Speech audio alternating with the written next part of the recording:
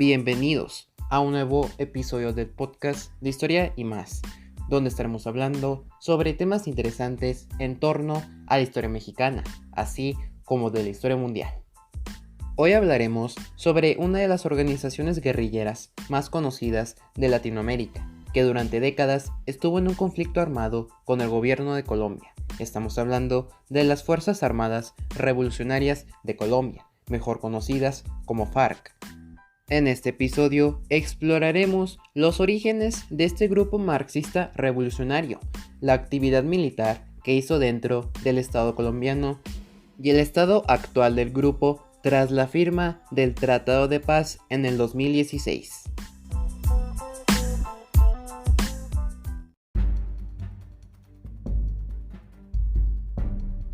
Como ya se ha mencionado anteriormente, Latinoamérica siempre ha sido una región inestable, ya sea a nivel político, económico y social, pues ha sido escenario de múltiples gobiernos que no han sabido trabajar apropiadamente para su pueblo, pues no reconocen y no saben los problemas que enfrentan, o sí lo saben, pero no quieren hacer frente a estas situaciones, ya que no le conviene a su círculo político y a su hegemonía. Como consecuencia, se crean grupos, organizaciones, alianzas y movimientos que intentan resolver estos problemas por su propia cuenta, pero al costo de que ciertos sectores de la sociedad sufran, en algunos casos. Esto sucedió con los grupos guerrilleros que conformaron las FARC, una organización colombiana que estuvo y está presente en este país. El origen de las FARC se remonta a inicios del siglo XX, específicamente desde los años 30, cuando el Partido Liberal se encontraba en el poder, algo que no tenía contentos a los conservadores, quienes ya habían peleado contra los liberales en la Guerra de los 1000 días, entre 1899 y 1902, y que habían estado sufriendo numerosos ataques de su partido opositor. En 1946, los liberales pierden el poder con la victoria de Mariano Ospina Pérez, iniciando así una serie de represalias en contra de los liberales. 2 años después, el liberal Jorge Eliezer Gaitán es asesinado el 9 de abril de 1948, evento que dio inicio a un periodo sangriento conocido como la violencia entre 1948 y 1958, el cual mató a más de 200,000 personas. En diciembre de 1957, los liberales y conservadores acordaron la creación de un Frente Nacional mediante la firma del Pacto de Sitges, hecho para hacer frente al gobierno de Gustavo Rojas Pinilla, y en el que acordaron la alternancia en el poder cada 4 años, y la representación equitativa y justa en los poderes ministeriales, ejecutivos y legislativos, todo esto por 12 años. Aunque después se acordó aumentar el número a 16. Unos años atrás, en 1930, se fundó el Partido Comunista Colombiano, cuyas ramas militares y sociales tomarían fuerza durante la violencia, pues varios grupos socialistas, compuestos en su mayoría por campesinos, formaron una resistencia en contra del gobierno colombiano. La dictadura de Rojas Pinilla había ofrecido la paz con estos grupos, pero no todos aceptaron, algo que detonó un conflicto entre guerrilleros y militantes del gobierno en 1953. Muchos guerrilleros escaparon de la amenaza militar y se establecieron al sur del departamento de Tolima. Entre estos guerrilleros estaba Pedro Antonio Martín, quien se unió a la causa comunista en 1952, lo cual lo definiría y le daría el alias de Manuel Marulanda Vélez. Esta figura tuvo roces con el gobierno colombiano y los liberales limpios que lo apoyaban. También en este tiempo se crearon bases guerrilleras autosustentables que se consideraban como independientes. En 1957, el gobierno de Rojas Pinilla terminó, y con ello el inicio de la presidencia de Alberto Lleras Camargo, quien ofreció una propuesta de paz con los guerrilleros, oferta que fue aceptada, comenzando de esta forma el establecimiento formal de los grupos de autodefensa en Colombia. Marulanda regresó a su vida habitual y se encargó de inspeccionar carreteras, Pero con el asesinato de Jacobo Príaz Alape en 1960, Marulanda terminó por reintegrarse en el mundo de las guerrillas. El militante fue figura clave para el establecimiento de una república independiente llamada Marquetalia, localizada en Gaitana, Tolima. De igual forma, se establecieron territorios similares en esta zona del país. En abril de 1964, el Partido Comunista envió a 2 de sus miembros para unirse a la guerrilla de Marulanda: Luis Alberto Morantes, mejor conocido como Jacobo Arenas, y Hernando González. El 17 de mayo de ese mismo año, las fuerzas militares del gobierno de Guillermo León Valencia atacaron a las guerrillas colombianas en la llamada Operación Marquetalia, la cual iba de la mano con el Plan Lazo, que era estadounidense. En esta operación, 16,000 soldados llegaron por aire y por tierra a la República Independiente, por lo que los 47 guerrilleros tuvieron que escapar del lugar para refugiarse en Río Chiquito, en Cauca. Ahí se realizó la primera conferencia del Bloque Sur en septiembre de 1964, en donde se acordó la unión de las guerrillas en un frente llamado Bloque Sur. Pero no sería hasta la segunda conferencia a finales de 1966 cuando el nombre de FARC fue establecido para el conjunto de guerrillas, y también en esta reunión se acordaron las primeras bases del grupo bajo una ideología marxista-leninista que por las siguientes décadas sembrarían preocupación y caos para el gobierno colombiano, así como para su población.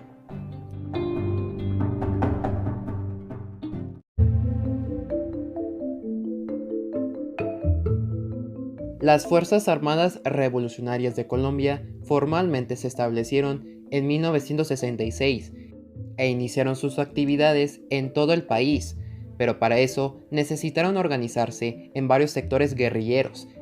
Primero estaban las escuadras, que estaban conformadas por 12 unidades de combate. Luego le seguían las guerrillas, compañías, columnas, frentes, hasta llegar a los bloques, los cuales tenían una cantidad aproximada de 1,000 combatientes. Los bloques eran liderados por un comandante al servicio del Estado Mayor, uno de los órganos más importantes de las FARC, solo por detrás del secretariado, el cual estaba compuesto por 7 figuras sumamente importantes para la guerrilla, siendo Manuel Marulanda el jefe principal de este sector. Las FARC en un principio solamente eran grupos de autodefensa, pero luego optaron por crear bases militares, médicas y educativas para atender a la población campesina, pero esta era una estrategia para obtener apoyo a su favor, para así entrenar a sus simpatizantes y agrandar la guerrilla. Sin embargo, para construir y mantener estos lugares se necesitaba dinero, y al ser prácticamente enemigos del Estado colombiano, no había otra forma que recurrir al secuestro de figuras importantes o civiles a cambio de dinero. El secuestro fue una forma de obtener recursos económicos ilícitamente, pero no la más importante, ya que a mediados de los 70s e inicios de los 80s aparece un tipo de crimen que generó millones de ganancias para las FARC, así como para otros criminales: el narcotráfico.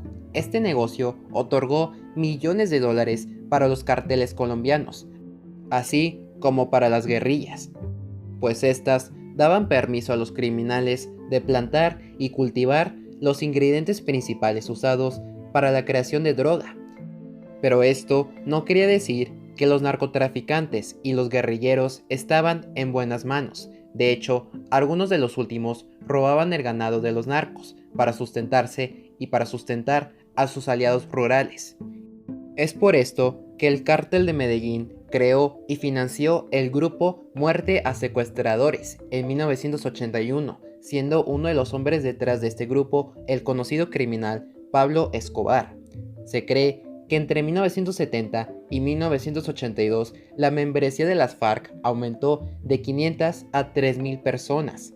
En este último año ocurre la séptima conferencia guerrillera, en la que Jacobo Arenas replanteó la organización del grupo, lo que causó un cambio de nombre a Fuerzas Armadas Revolucionarias de Colombia, Ejército del Pueblo, o simplemente FARC-EP. El 7 de agosto de 1982, el gobierno de Belisario Betancur ofreció la paz con las FARC, propuesta que culminó en la firma de los acuerdos de Uribe el 28 de marzo de 1984, en el que se acordó el cese de fuego que empezaría 2 meses después y que causó la creación de un partido político, Unión Patriótica, en 1985, compuesto por miembros de las FARC y del PSC. Este partido arrasó en las elecciones de 1986, pero al costo del asesinato de decenas de sus miembros a manos de grupos paramilitares derechistas y la MAP de Escobar, estimándose entre 200 y 500 miembros de la UP muertos en 1988 y entre 4.000 y 6.000 entre 1988 y 1992.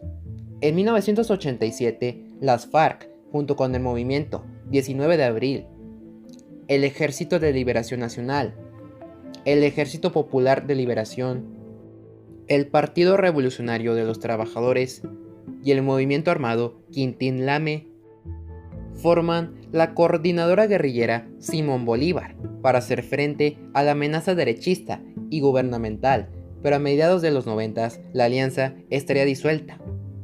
El 10 de agosto de 1990, Jacobo Arenas murió de un paro cardíaco en el poblado de La Uribe, y el 9 de diciembre de ese mismo año, el presidente César Gaviria ordenó la Operación Casa Verde, que consistió en un ataque en contra de la base principal de las FARC. Este evento causó el cese de conversaciones de paz entre las guerrillas y el gobierno colombiano, al menos hasta 1992, cuando se dan los diálogos de paz de Tlaxcala entre ambos bandos, pero estos serían interrumpidos por la muerte de Argelino Durán, exministro de Obras Públicas, quien había sido secuestrado ese año. En 1995 surge un grupo paramilitar derechista, conocido como Autodefensas Unidas de Colombia, grupo liderado por Carlos Castaño, que se dedicó a pelear y erradicar a aquellos que apoyaban a las guerrillas izquierdistas. Desafortunadamente, este grupo causó que mucha gente inocente perdiera su vida por aparentes suposiciones de que las víctimas pertenecían o apoyaban a las FARC y aliados. El 30 de agosto del año siguiente, las FARC atacaron la base militar de Las Delicias, dejando un saldo de 27 soldados muertos y 60 secuestrados.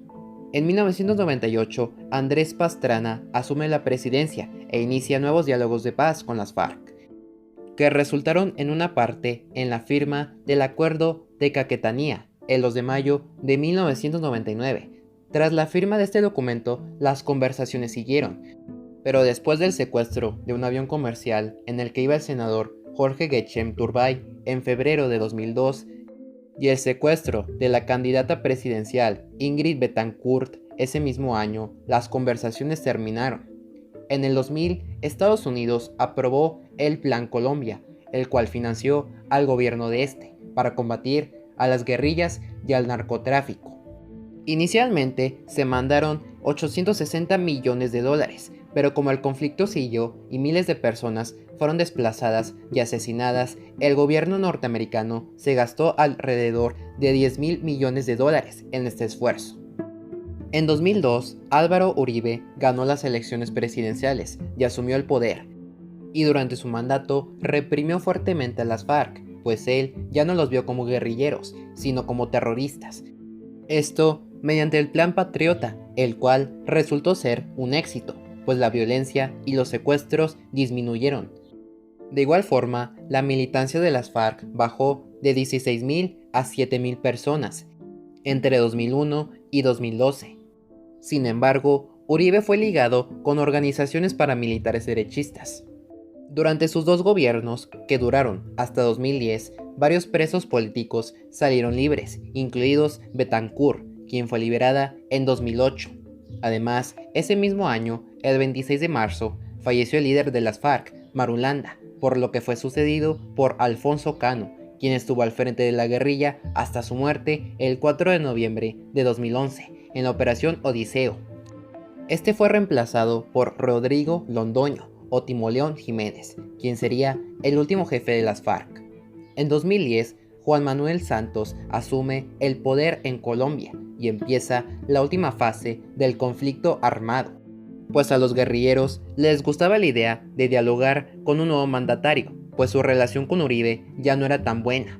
El 14 de agosto de 2012, el presidente Santos anunció nuevas pláticas para la paz con las FARC. Pese a eso, el conflicto entre los dos bandos continuó, ya que aún se seguían dando ataques entre sí. Finalmente, el 22 de junio de 2016, las FARC y el gobierno de Santos llegaron a un acuerdo para el fin definitivo del conflicto en Colombia. Al día siguiente, ambos bandos firman en La Habana, Cuba, dicho acuerdo, en el que se da un cese al fuego, y en agosto se anuncia la firma de un acuerdo de paz, el cual fue hecho el 26 de septiembre de 2016, entre el presidente Santos y el guerrillero Londoño, terminando el conflicto después de 50 años. Pero aunque las FARC acordaron un cese al fuego, en realidad esto no significó el final del conflicto interno en el país, ni mucho menos el proceso para hacer justicia para aquellos que perdieron la vida a lo largo de medio siglo.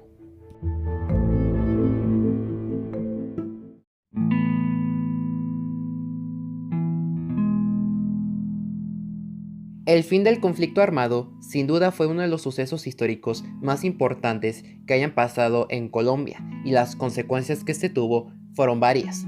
El acuerdo de paz estipuló 5 puntos importantes: la participación política de los miembros de la FARC, la reintegración de estos a la sociedad colombiana, la eliminación de cultivos ilegales, justicia transicional para los afectados y el desarme de las guerrillas. El 2 de octubre de 2016 se llevó a cabo un plebiscito en el país para conocer la opinión del pueblo respecto al acuerdo de paz. El 49.79% de los votantes eligieron el sí a la paz, mientras que el 50.21% no estaba de acuerdo con esto, por lo que se puede decir que se dio una división entre la población colombiana, pero realmente no tanto, pues en dicho plebiscito se registró un 63% de abstención, es decir, ese porcentaje de la población colombiana elegible para elecciones no acudió a las urnas. Pese a eso, la paz siguió en pie, pero se anunció que el acuerdo iba a ser modificado para evitar problemas y divisiones entre la población en el futuro. El acuerdo final fue firmado en el Teatro Colón de Bogotá el 24 de noviembre de 2016. Además, el presidente Santos fue galardonado con el Premio Nobel de la Paz el 10 de diciembre de ese mismo año, por su labor para terminar definitivamente el conflicto. Por su parte, la FARC acordó el desarme total y la entrega de sus 7,000 armas a las Naciones Unidas. Posteriormente, la FARC dejó de ser una guerrilla y se convirtió en un partido político llamado Fuerza Alternativa Revolucionaria del Común, nombre que en enero de 2021 cambió a Comunes, con el fin de dejar atrás su pasado guerrillero. Su actual líder es quien comandó la guerrilla años atrás, Timoleón Jiménez. El conflicto armado dejó en sus 50 años alrededor de 8.376.463 víctimas, entre las que figuran muertos, desaparecidos, heridos, desplazados, refugiados y abusados. Se estima que cerca de 218.094 personas murieron a raíz del conflicto interno, siendo 40.787 de ellas combatientes y 177.307 personas que eran civiles. Desafortunadamente, aún existen personas que no aceptaron los tratados de paz y que siguen haciendo ataques contra el gobierno de Colombia y su población. Este grupo es conocido como disidentes de las FARC, siendo su principal líder Iván Márquez, quien el 29 de agosto de 2019 afirmó que el gobierno no había cumplido sus promesas y expectativas y llamaba al pueblo a nuevamente levantarse en armas.